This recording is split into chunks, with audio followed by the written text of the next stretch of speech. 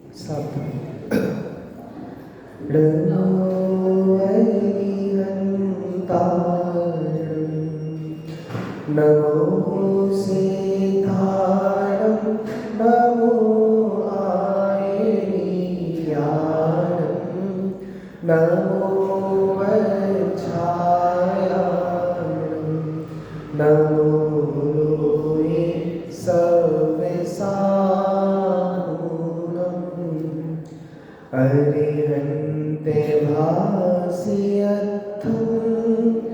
गणधर देवी गन्तियं सम्मं परिमामि भक्तियुक्तो सुदिनानि महोदधिं शिरसा। अभी अपन ने जो मंगलाचरण किया है उसमें आगम का स्वरूप बताया था कि जो जिनवाणी है अरिहंत भास्यत्तम, अरिहंत भगवान द्वारा कही गई है, गणधर परमात्मा द्वारा गूंथी गई है। मैं ऐसी जिनवाणी को नमस्कार करता हूँ। सचमुच आपने जो युवा सेल लगाने का उपक्रम किया है वो महान उपक्रम है। क्यों? आज से 2000 वर्ष पहले जब चंद्रगुप्त सम्राट हुए थे, आपने नाम सुना होगा चंद्रगुप्त सम्राट का। अंतिम राजा थे जिनका उल्लेख तिल्लोय परिणति ग्रंथ में किया है। चंद्रगुप्त मौर्य को 16 स्वप्न आए थे। कितने स्वप्न आए थे? कोई कहेगा पंडित जी हमने तो यही सुना है तीर्थंकर की माता को 16 स्वप्न आते हैं। ऐसा नहीं है। चंद्रगुप्त मौर्य को भी 16 स्वप्न आए थे, भरत चक्रवर्ती को भी 16 स्वप्न आए थे। तो चंद्रगुप्त मौर्य को 16 स्वप्न आए और उन स्वप्नों का वो फल जानना चाहते थे। उसी समय इस भारत भूमि पर भद्रभाहु स्वामी विचरण कर रहे थे। वह निमित्त ज्ञानी थे। कौन से ज्ञानी थे? तो चंद्रगुप्त मौर्य जो कि राजा थे उनको स्वप्नों का फल जानना था। तो वो भद्रभाहु स्वामी के पास पहुँचे और महाराज कहने लगे, हे भगवान आप हमें इन 16 स्वप्नों का फल बताइए। आपको एक बहुत अच्छी बात बताऊँ, हमारे यहाँ एक स्वप्न शास्त्र है, उसमें ये नियम दिया है कि जो प्रातः में स्वप्न देखे जाते हैं, ब्रह्म मुहूर्त में स्वप्न देखे जाते हैं, वो विचारणीय होते हैं, वो सत्य हो सकते हैं। पहले तो मैंने ऐसे ही सुना था कि सुबह सुबह स्वप्न देखा जाता है वो सत्य होता है। जिनवाणी में भी लिखा है जो सुबह सुबह स्वप्न देखे जाते हैं वो सत्य होते हैं। तीर्थंकर की माता भी जो 16 स्वप्न देखती है वो रात्रि के अंतिम पहर में देखती है। और जो चंद्रगुप्त मौर्य ने 16 सपने देखे थे वो भी कब देखे थे? रात्रि के अंतिम पहर में। उसमें एक स्वप्न था कि 2 युवा बैल रथ को खींच रहे हैं। किसको खींच रहे हैं? रथ को। तो कहते हैं भद्रभाहु स्वामी से, हे भगवान आप ये बताइए कि स्वप्न का फल क्या है। तो तब पूज्यवर भद्रभाहु स्वामी कहते हैं कि सुनो, इस स्वप्न का फल ये है कि पंचम काल में इस धर्म को युवा लोग ही आगे बढ़ाएंगे।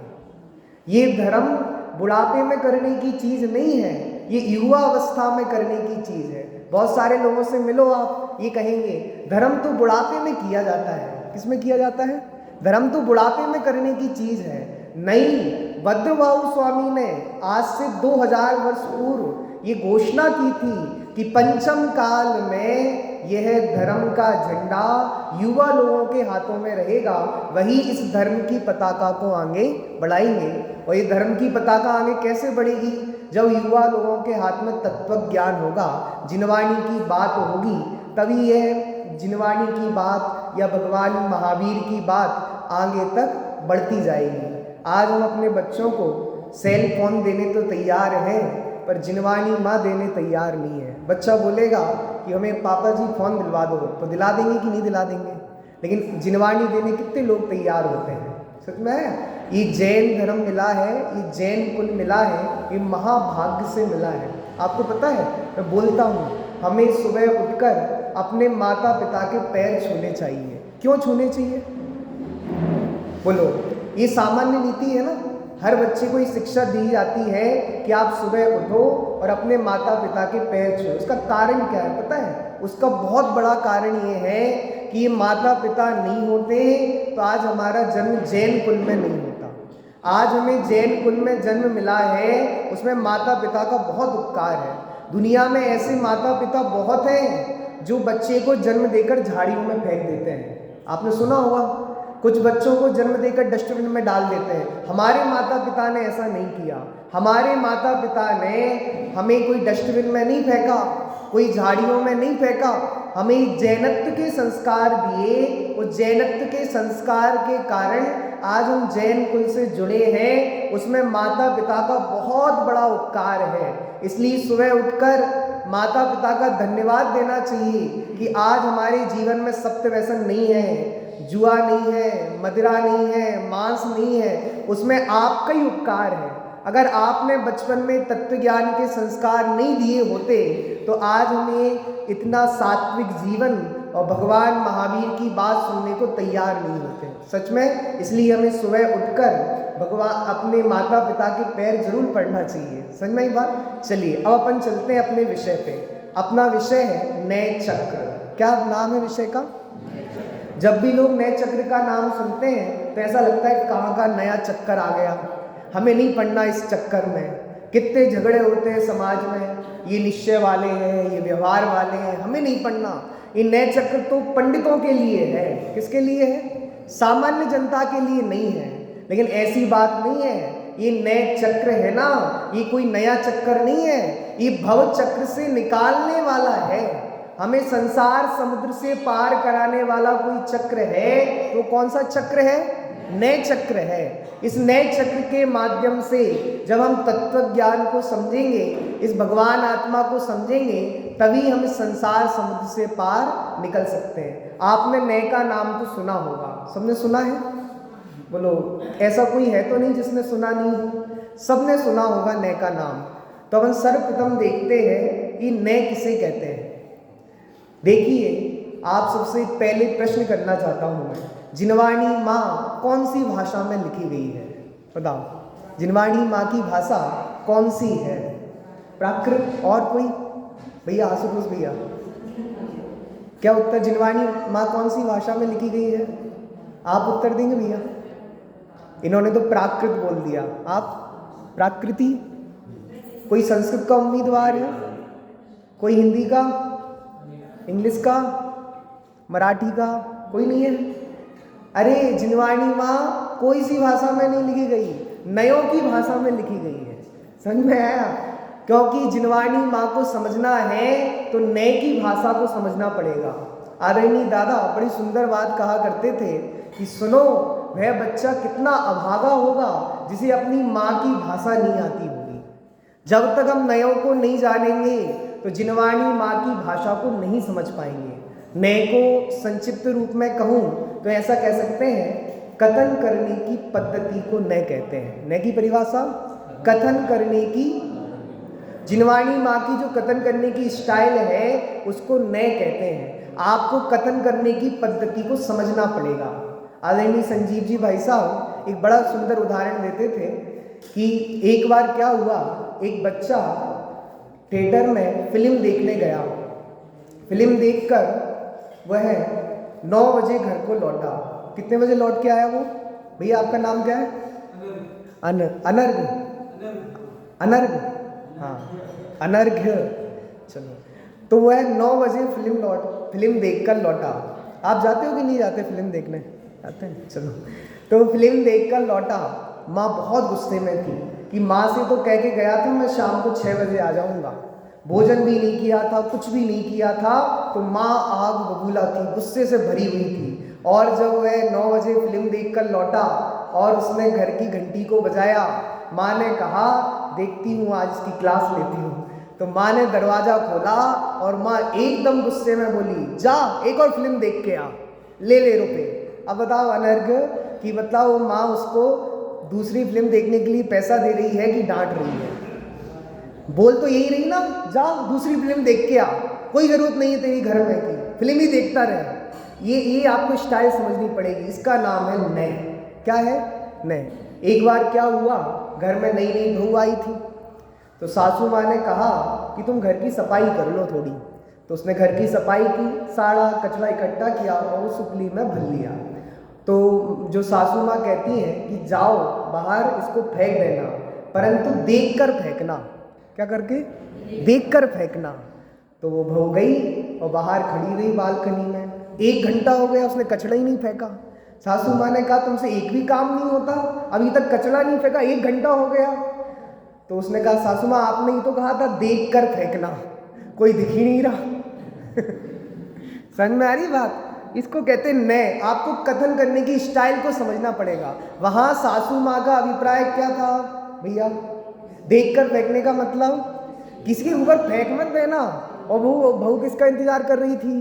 कोई दिख ही नहीं रहा। तो भाई साहब इसी टाइम पे तो आपको फेंकना है, कोई हो ना। समझ में आई बात? एक और उदाहरण से आपको ये बात को और स्पष्ट करूंगा। एक बार क्या हुआ, एक सेठ जी के यहाँ कोई मेहमान आए और सेठ जी ने कहा कि रामू काका जाइए चाय लेकर आइए। क्या लेकर आइए? चाय लेकर आए। तो रामू काका चाय लेकर आए।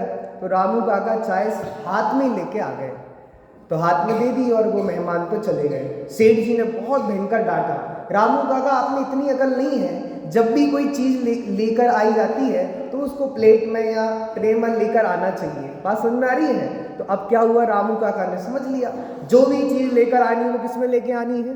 ट्रे में लेके आनी है। अब क्या हुआ, एक दिन सेठ जी बाहर घूमने के लिए जा रहे थे और रामू काका से कह रहे थे कि मेरे जूते लाना। तो रामू काका किस में लेकर आए? बात पकड़ में आ रही है आपको? अनर्ग समझ में आ रहा है? किस में लेके आ गए वो जूते? ट्रे में। तो जूते ट्रे में लाए जाते हैं क्या? वो किसके लिए बोला था?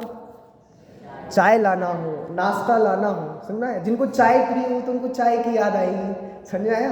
तो वो कह रहे हैं कि सुनो, आपको इस कथन करने की स्टाइल को समझना पड़ेगा। इसी को कहते हैं नय। क्या कहते हैं? जिनवाणी माँ के कथन करने की स्टाइल का नाम है नय। पहली परिभाषा समझ में आई आपको? अब दूसरी परिभाषा, जो वस्तु के एक अंश को ग्रहण करे उसे नय कहते हैं।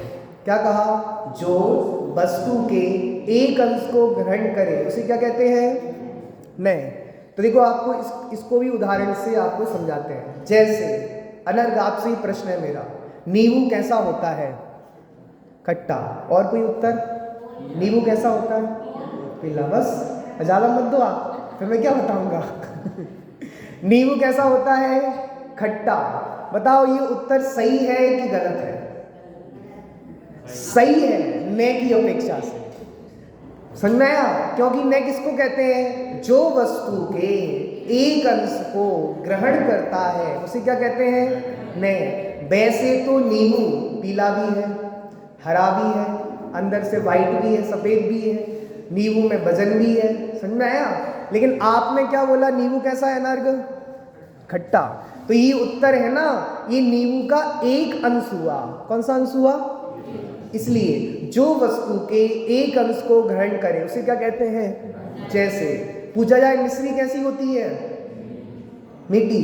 तो क्या मिश्री मात्र मीठी होती है? मिश्री में वजन होता है कि नहीं होता? तौल कर लाया जाता है कि नहीं लाया जाता? मिश्री सफ़ेद होती है कि नहीं होती? होती है ना।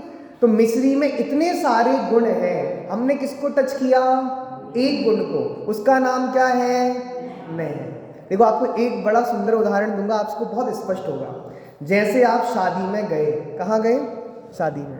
पहले एल्बम बनती थी, आजकल नहीं बनती। तो पहले एल्बम बनती थी, सबके फ़ोटो खींचे जाते थे और सब लोग जाते भी इसलिए कि हमारा फ़ोटो आना चाहिए। तो आप किसी परिचित की शादी में गए और आपने अपना फ़ोटो खिंचवाया। अब क्या हुआ, कुछ दिनों बाद आप जिनकी शादी हुई थी उनके घर पे पधारे, तो आपने कहा शादी की एल्बम तो बन गई होगी ना, दिखाना थोड़ा शादी का एल्बम।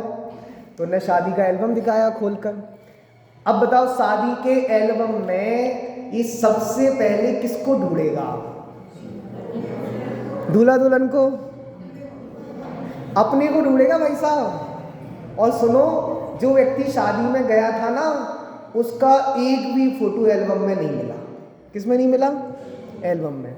ढूंढता रहा, इधर एक फोटो में दिखा कि इसमें तो मेरी नाक दिख रही है, इसमें तो मेरी शर्ट दिख रही है। अब बताओ, वह पीली कलर की शर्ट पहना था, उसको शर्ट दिख रही है, लेकिन उस शर्ट देखने पर उसको किसका ज्ञान हो गया? पूरा वस्तु का ज्ञान हो गया ना, कि देखो ये शर्ट दिख रही, इसका मतलब मैं कौन हूँ? मैं ये हूँ। जब वो एल्बम में कोई चित्र नहीं दिखा, उसका चेहरा भी नहीं दिख रहा था, कुछ नहीं दिख रहा था, जो कपड़े पहना था उस कपड़े में उसका वो पीले कलर का कुर्ता दिखा और कुर्ता देखकर ही उसे ज्ञान हो गया कि ये मैं हूँ। कौन हूँ? इसको कहते हैं जो वस्तु के एक अंश को ग्रहण करे उसे क्या कहते हैं? अब यहाँ दूसरी चीज भी आ गई। एक अंश को ग्रहण करने पर पूरी वस्तु का ज्ञान हो जाता है। क्या कहा? मैं बोलूं आपसे खट्टा क्या होता है बताओ जल्दी। नींबू। तो मैंने एक अंश बोला ना, लेकिन ज्ञान किसका हो गया? हाथी नहा रहा था नदी में, हाथी नहीं दिख रहा था, उसकी क्या दिख रही थी? सूंड दिख रही थी। लेकिन आपने हाथी की सूंड को देखा तो क्या हो गया? हाथी का ज्ञान हो गया ना। तो एक अंश से पूरी वस्तु का ज्ञान हो जाता है। क्लियर हुई नए की परिभाषा? जो वस्तु के किसको ग्रहण करे? एक अंश को ग्रहण करे उसे क्या कहते हैं? जैसे नींबू का खट्टापना, शक्कर का। क्लियर हो गई बात? पंडित जी ये बताओ, हमें नए के बिना पार नहीं पड़ सकती क्या? बिना नए समझे सम्यक दर्शन नहीं हो सकता क्या? हमें नहीं उलझना ये नींबू खट्टा वट्टा होता है कि नहीं होता, हमें तो खाने से मतलब है। आप क्यों उलझा रहे हो? एक अंश को ग्रहण करे, ये करे, वो करे, ज़्यादा उलझाओ मत हमें ये बताओ कि नयों के बिना सम्यक दर्शन हो सकता है कि नहीं हो सकता? तो आचार्य देव ने माइल धवल आचार्य नए चक्र में लिखते हैं कि नहीं हो सकता। जे नए डिट्टी वीणा ताण न वत्तु सहाव उपलब्धि वत्तु सहाव विहुना सम्मा डिट्टी कहम होती। जो नए दृष्टि से विहीन है। किससे विहीन है? जिसे नए की दृष्टि नहीं है। देखो यहाँ बड़ा सुंदर बात है, यहाँ नए को दृष्टि की उपमा दी है। किसकी उपमा दी है? ये नए दृष्टिकोण का नाम है, देखने का नजरिया नए है। क्या कहा? देखने के नजरिए का नाम नए है। तो जो नए डिट्टी विहीना ताण न वत्तु सहाव उपलब्धि वत्तु सहाव विहुना सम्मा डिट्टी। मतलब इसका सरल अर्थ ये है कि नए ज्ञान के बिना सम्यक दर्शन की प्राप्ति। अच्छा तो पंडित जी ये बताओ, नरकों में भी तो सम्यक दर्शन होता है ना? वहाँ कौन से नए चक्री क्लास चलती हैं? कौन लेने जाता है वहाँ पे नए चक्री क्लास? नरकों में होता है कि नहीं होता सम्यक दर्शन? आशुतोष भैया आपको पता है हर नरक में असंख्यात सम्यक दृष्टि है। कितने? असंख्यात मतलब अनकाउंटेबल, जिनकी गिनती नहीं की जा सकती। इतने सम्यक दृष्टि हैं, उतने सम्यक दृष्टि जीवों ने पहले नए कहाँ पढ़े हैं बताओ? कौन सी नए चक्री क्लास लगती है उन नारकियों की? ये छल ग्रहण करता है नए के नाम पे। जो महावीर भगवान के जीव ने शेर की पर्याय में सम्यक दर्शन किया था, उनने कौन सा नए चक्र पढ़ा था? ये दादा वाला पढ़ा था कि माइल धवल आचार्य वाला पढ़ा था? कौन सा पढ़ा था? हमें तो नहीं दिखता कोई सा पढ़ा था। फिर भी उन्हें सम्यक दर्शन किया कि नहीं किया? तो सुनो, चाहे वो नरक के नारकी हो, चाहे वो त्रियंच गति के जीव हो, उन्हें भी बिना नए ज्ञान के सम्यक दर्शन नहीं होता। देखो उनको नए ज्ञान कैसा होता है उसको मैं बाद में रखता हूँ, पर एक बात आपसे, बाबू युगल जी कहा करते थे तुम्हें सम्यक दर्शन मनुष्यों वाला चाहिए क्या? तुम हो तो मनुष्य और सम्यक दर्शन त्रियंचों वाला चाहिए। कौन सा चाहिए? उनको तो हो गया था ना बिना नए ज्ञान के, उन्हें तो यही नहीं पता था निश्चय ने किसको कहते हैं, व्यवहार ने किसे कहते हैं। हमको भी हो जाएगा ना। तो तुम हो तो मनुष्य और सम्यक दर्शन कौन सा चाहिए? त्रियंचों वाला। ऐसे काम नहीं चलेगा। एक बार क्या हुआ, एक बच्चा बहुत आलसी था। सुबह सुबह उठा और माँ से बोलता है कि माँ चाय लाओ। क्या लाओ? चाय। माँ ने कहा पहले टूथब्रश कर लो। अच्छे लड़कों की आदत होती है कि पहले टूथब्रश किया जाता है फिर चाय माई पिया जाता है ना। पहले क्या किया जाता है? टूथब्रश। तो माँ को जवाब देता है कि माँ शेर टूथब्रश नहीं करते। क्या नहीं करते? तो माँ भी सवा शेर थी। माँ ने कहा बेटा शेर चाय भी नहीं पीते। इसका मतलब समझ रहे हो? आप हो तो मनुष्य और सम्यक दर्शन कौन सा चाहिए? त्रियंचों वाला। ऐसे काम नहीं चलेगा। आपको बराबर नए का ज्ञान करना पड़ेगा। नए ज्ञान के बिना सम्यक दर्शन की प्राप्ति होने वाली नहीं है। इसलिए नए ज्ञान, नयों का ज्ञान होना अनिवार्य है। क्या है? ऑप्शनल नहीं है, एकदम अनिवार्य ज्ञान है। आपको नए ज्ञान करना ही पड़ेगा। नए ज्ञान के बिना सम्यक दर्शन की प्राप्ति होने वाली। तो महावीर भगवान के जीव जो शेर की पर्याय में था, उसने कैसे नए ज्ञान लगाया होगा? सुनो, उसने भी जब उसको सम्यक दर्शन हुआ था, अपने शुद्धात्मा को मुग्ध किया था और अन्य सब संयोगों को गौण किया था। नय की एक और परिभाषा आ गई, मुख्य गौण करने की व्यवस्था को नय कहते हैं। क्या कहते हैं? एक को मुख्य करना, अन्य को गौण करना, उसका नाम क्या है? कितनी हो गई टोटल परिभाषा? 3 हो गई। पहली कौन सी थी? कथन करने की पद्धति को नय, दूसरी एक अंश को ग्रहण करे उसने, और तीसरी मुख्य गौण करने की। वहां नरक का नार की जब सम्यक दर्शन करता है तो अपने शुद्धात्मा को मुख्य करता है, अन्य जितनी भी संयोग दृष्टि होती है उनको गौण कर देता है, वो अपने को शुद्ध अनुभव करता है। इसका मतलब ये है वह भी नए ज्ञान से सम्यक दर्शन की प्राप्ति करता है, बिना नए ज्ञान के तो उसको भी सम्यक दर्शन नहीं होता। तो इतनी क्लियर बात हुई, नयों को जानना बहुत आवश्यक है। कैसा है? बहुत आवश्यक है। नयों को जाने बिना सम्यक दर्शन होने वाला। अब दूसरा पॉइंट, नय के कितने भेद हैं? दूसरा पॉइंट क्या है? कितने भेद हैं? जिनवाणी में कितने प्रकार के नय बताए हैं? तो सर्वप्रथम जिनवाणी में नय एक प्रकार का होता है। नय सामान्य की अपेक्षा देखा जाए तो नय के कितने भेद हैं? एक है, क्योंकि सभी जितने भी भेद हैं सब कौन है? नय है। दूसरा, नय के 2 भेद होते हैं। कितने भेद होते हैं? निश्चय और या द्रव्यार्थिक और पर्यायार्थिक। समझ में आया? 2 भेद कौन कौन से? निश्चय और व्यवहार। शास्त्रों में 3 प्रकार के भेद भी बताए हैं। घबराना नहीं, बहुत भेद है, अनंत तक जाना है, घबराना नहीं। एक वो पाकिस्तान का प्रधानमंत्री था ना, इमरान खान, उसका फेमस डायलॉग था, घबराना नहीं है। पाकिस्तान में भले ही वो आटा 150-200 रुपये किलो मिल रहा है, घबराना नहीं है। देखो, ऐसे अपने को घबराना नहीं है। पहले बात देखो, सबसे पहले नय के भेद कितने हो गए? 2, निश्चय और व्यवहार। 3 भेद कौन कौन से? अर्थ ने, शब्द ने, ज्ञान ने। 3 कौन कौन से? अर्थ, शब्द और नय। हाँ, अर्थ में, शब्द ने और ज्ञान ने, 3 भेद हो गए। और शास्त्रों में नय के 7 भेद भी बताए हैं। कितने भेद बताए हैं?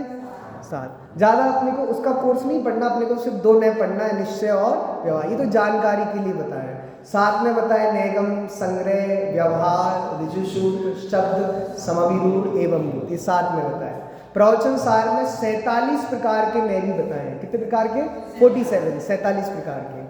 और नय के संख्यात, असंख्यात और अनंत भेद भी होते हैं। कितने भेद होते हैं? संख्यात, असंख्यात। आपको पता है संख्यात किसको कहते हैं, असंख्यात किसको कहते हैं, अनंत किसको कहते हैं? अलग पता है? आशुतोष भैया, किसे कहते हैं संख्यात? जिसको गिना जा सकता है संख्यात। असंख्यात भैया, जिसको नहीं गिना जा सकता। अनंत, अनकाउंटेड। अनंत मतलब इन्फिनिटी, जिसको अपन कर ही नहीं, अनंत। देखो इसकी शास्त्रों में क्या परिभाषा दी है। जो मति शुद्ध ज्ञान का विषय उसे कहते हैं संख्यात। क्या कहते हैं? जिसे जो मति शुद्ध ज्ञान का विषय उसका कहते हैं संख्यात। जो अवधि ज्ञान और मनाप्रय ज्ञान का विषय उसे कहते हैं असंख्यात। और जो केवल ज्ञान का विषय उसे कहते हैं अनंत। क्या कहते हैं? पता है, आप जैन गणित पढ़ोगे तो आपको बहुत महिमा आएगी। अभी हम बोल देते हैं अनंत, असंख्यात, पता नहीं हमें। आपको बताऊं असंख्यात को समझाने के लिए, पानी, एक जो अनचने पानी की बूंद होती है उसमें कितने जीव होते हैं? असंख्यात। कितने होते हैं? किसमें? पानी की एक बूंद में कितने जीव होते हैं? एक गिलास में पानी भरा हुआ है उसमें कितने जीव हैं? असंख्यात। एक नदी में पानी भरा हुआ है उसमें कितने जीव हैं? और स्वयंभू रमण समुद्र जो बहुत बड़ा अंतिम समुद्र है उसमें कितने जीव हैं? ये क्या है? एक बूंद में भी असंख्यात, एक गिलास में भी असंख्यात, एक नदी में भी असंख्यात, और अंतिम स्वयंभू रमण समुद्र में भी। तो ये असंख्यात एक ही है क्या? नहीं, असंख्यात के भी असंख्यात भेद होते हैं। कितने भेद होते हैं? जैन गणित बहुत गजब का गणित है। आप जब इसको पढ़ोगे तो आपको पता चलेगा कि दुनिया में गणित चलता है ना, बहुत महिमा है। अनंत के कितने भेद होते हैं, असंख्यात के कितने भेद होते हैं, ऐसे 21 भेद है, संख्यात, असंख्यात और अनंत के। आपको एक गणित की महिमा बताने के लिए एक घटना सुनाता हूँ। एक बार एक मुनिराज नगर में पधारे। कौन पधारे? मुनिराज। मुनिराज अवधि ज्ञान और मनाप्रय ज्ञान के धड़ी थे। गणित के विशेषज्ञ थे। तो बहुत महिमा हो रही थी पूरे नगर में, जय जय गान हो रहा था कि धन्य भाग ऐसे मुनिराज हमारे यहाँ पधारे जिनको अवधि ज्ञान है, मना प्रय ज्ञान है, गणित के विशेषज्ञ हैं, करणानुग के विशेषज्ञ हैं। तो एक जो गणित का टीचर था मैथमेटिक्स का, उसको बड़ी जलन हुई, बड़ी जेलिसी हुई। अरे पूरे नगर में मेरी महिमा थी, लोग मैथ पढ़ने के लिए मेरे पास आया करते थे, अब ये मुनिराज आ गए, लोग इनके बहुत गीत गा रहे हैं, आखिर है क्या इसमें। तो वो मुनिराज के पास गया और मुनिराज से बोला कि आपकी बहुत महिमा सुन रहे हैं हम, आपको गणित में बड़े विशेषज्ञ हो, मुझे नहीं लगता आप गणित में इतने विशेषज्ञ होंगे। आप जानते हो अल्पा बीटा और क्या क्या चलता है जानते हो क्या। मुनिराज ने कहा देखो मैं आपसे एक प्रश्न कर रहा हूँ, आप तो सब जानते हैं ना, आपसे एक प्रश्न करता हूँ गणित का, बड़ा सिंपल प्रश्न है, उसका उत्तर आप दे देना तो मैं मान जाऊंगा मैं विशेषज्ञ नहीं हूँ। कौन है आप? बड़े विशेषज्ञ हैं। उन्होंने कहा कि मैंने अपनी मुट्ठी में चावल भरे हैं। क्या भरे हुए हैं? अब बताओ मेरी एक मुट्ठी में कितने चावल आ गए, बताओ जल्दी। बहुत बड़े टीचर थे वो गणित के। बताओ अनर, एक मुट्ठी में कितने चावल आएंगे? एक मुट्ठी में कितने चावल आएंगे? परेशान हो गया, क्या करा जाए, उसको एक्स माना जाए कि बाय माना जाए, और क्या किया जाए, कुछ समझ में नहीं आ रहा, सारा गणित फेल हो गया उसका। तो आचार्य ने कहा कि तुम्हें कुछ समझ में आया? उसने कहा मेरी कुछ समझ में नहीं आया। तो गणित उन्होंने कहा कितना सा उत्तर है? एक मुट्ठी प्रमाण। एक मुट्ठी में कितने चावल होंगे? एक मुट्ठी प्रमाण। तुम कहाँ चले गए, 1000 होंगे कि 2000 होंगे कि 10,000? तो जैन गणित बड़ा सुंदर है। चलो आ जाओ। नए के कितने वेद हो गए? जल्दी जल्दी। 2 हो गए, 3 हो गए, 7 हो गए, 47 हो गए, संख्यात, असंख्यात और अनंत। चलिए अपन को 2 पे चर्चा करनी है, निश्चय नय और व्यवहार। कितने नयों पे? निश्चय नय और। आपको पता है इस पूरे जगत को दुनिया कहते हैं। क्या कहते हैं? आपको पता है दुनिया क्यों कहते हैं इसको? दुनिया इसलिए कहते हैं ये 2 नयों पे चलती है। किस पे चलती है? निश्चय नय पे। और शब्दों में भी बड़ा रहस्य होता है, समझने का दृष्टिकोण चाहिए, बहुत रहस्य है। वीर सागर जी सुनाते हैं, उनके जो 22 चांसलर थे ना कॉलेज में, वो एक बड़ा कहते थे, हम रोज में प्रयोग करते हैं ना रहन सहन शब्द का प्रयोग करते हैं। कौन कौन सा? आपका रहन सहन बहुत बढ़िया है, इनका बहुत बेकार है रहन सहन। तो रहन सहन का मतलब क्या है? तो वो कहते थे बड़ा सुंदर, दुनिया में रहना है तो सहन करना पड़ेगा। समझ में आया? हर शब्द में बड़ा सुंदर रहस्य भरा हुआ होता है। आजकल क्या होता है, भाऊ आई अब हमसे सहन नहीं होता, अब हमें अलग कर दो, आप सहन नहीं होता। लेकिन ये क्या कह रहे हैं, आपको दुनिया में रहना है तो क्या करना पड़ेगा? सहन करना पड़ेगा। और एक और बड़ी सुंदर बात कहते थे वो, उनके 22 साल वो बार बार याद करते हैं कि अपने इस माथे को अपने इस माथे को कोल्ड सेंटर बनाओ। क्या बनाओ? और अपने इस मुंह को स्वीट फैक्ट्री बनाओ। कौन सी फैक्ट्री बनाओ? तो दुनिया में कभी विवाद नहीं होगा। अपने माथे को ठंडा रखो, अपनी वाणी को मीठा बोलो। तो अपना माथा कोल्ड फैक्ट्री होना चाहिए और अपना मुंह स्वीट फैक्ट्री। का मतलब बर्फी निकालना है क्या? मीठी वाणी बोलना, ऐसी वाणी बोलिए मन का आप होवे और को शीतल करे। तो बात समझ में आ रही? चलो अब अपन चल रहे हैं 2 नयों पे। कौन कौन से नए? निश्चय नय और। समझ में आया? सारी दुनिया में नयों का प्रयोग होता है। हम एक भी शब्द बोलते हैं वो बिना नयों के नहीं बोलते। आप देख लो दुनिया में, हम घर में भी कितना प्रयोग करते हैं। ये शक्कर का डिब्बा लेकर आना। कौन सा डिब्बा लेके आना? बताओ, शक्कर का कोई डिब्बा बना आज तक? कोई खोज हो रही है बनने की? उसकी नहीं हो रही ना। डिब्बा होता किसका है? या तो स्टील का, लेकिन क्या बोला जा रहा है? शक्कर का डिब्बा। ये सब जितने भी कथन है ना, वो सब किसके कथन है? नय के कथन है। किसके कथन है? चलिए 2 नय होते हैं, निश्चय नय और व्यवहार। निश्चय नय किसे कहते हैं? जो वस्तु के वास्तविक स्वरूप का निरूपण करे, उसे कौन सा नय कहते हैं? निश्चय नय। जो वस्तु के वास्तविक स्वरूप का निरूपण करे उसे क्या कहते हैं? निश्चय नय। और जो वस्तु के उपचरित स्वरूप का, कैसा? उपचरित स्वरूप का कथन करता है उसे क्या कहते हैं? व्यवहार में। कौन सा नय? क्लियर हो गया? आज तो भैया निश्चय नय की परिभाषा जो वस्तु के वास्तविक स्वरूप का कथन करे उसे क्या कहते हैं? निश्चय ने। और जो वस्तु के स्वरूप का उपचारित कथन करे उसे क्या कहते हैं? व्यवहार ने। लिख लिया? चलिए सुनो, हमारे यहाँ एक बहुत अच्छी बात है। निश्चय ने का मतलब है यथार्थ स्वरूप का निरूपण करना, व्यवहार का मतलब है उपचारित कथन करना। लेकिन व्यवहार का कथन झूठ कहना नहीं है। क्या नहीं है? व्यवहार झूठा नहीं होता। सुनना, हम कह रहे हैं घड़े, ये घी का घड़ा है, ये झूठा कथन है कि नहीं है? बोलो जल्दी। झूठा कथन नहीं है, ये उपचारित कथन है। कौन सा कथन है? दुनिया में दो ही चीज है, सत्य और असत्य। कितनी चीजें हैं? और जैन दर्शन में 3 चीजें हैं, सत्य, असत्य और उपचारित।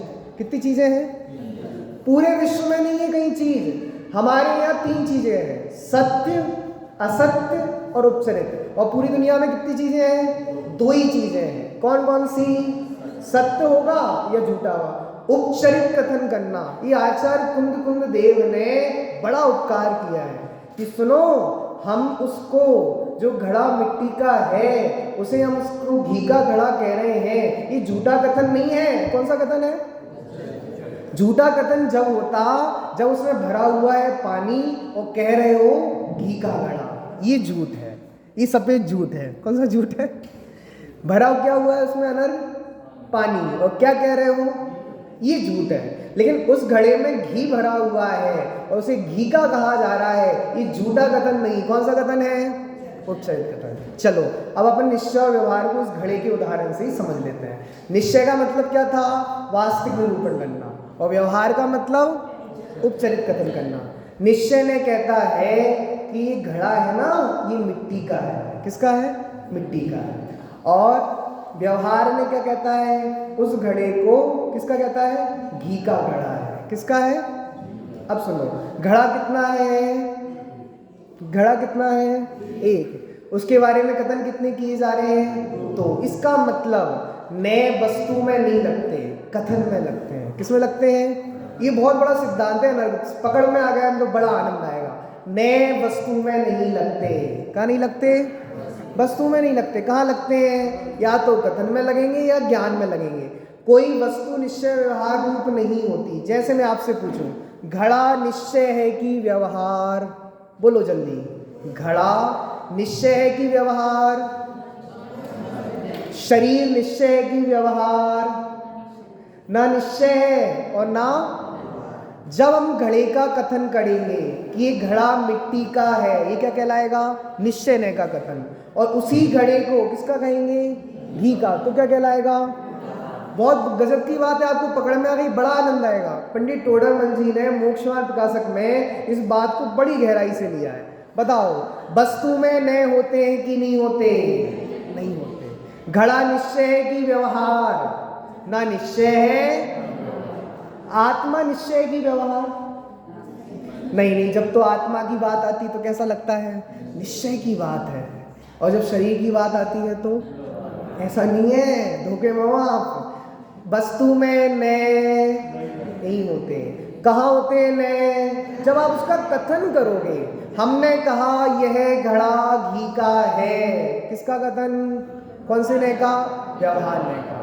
हमने कहा ये घड़ा मिट्टी का, कौन से नए का कथन?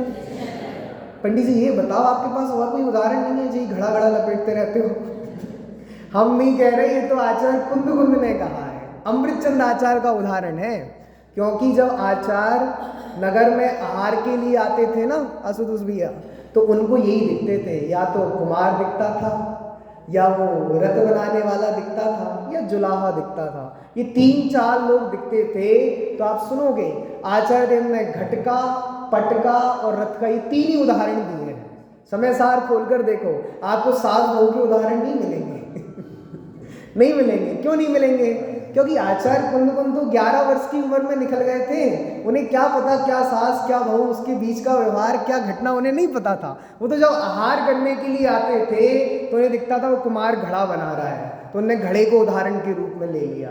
वह रथ को बना रहा है, तो कारपेंटर होता है, वो रथ को बना रहा है, तो उन्होंने रथ को उदाहरण में ले लिया।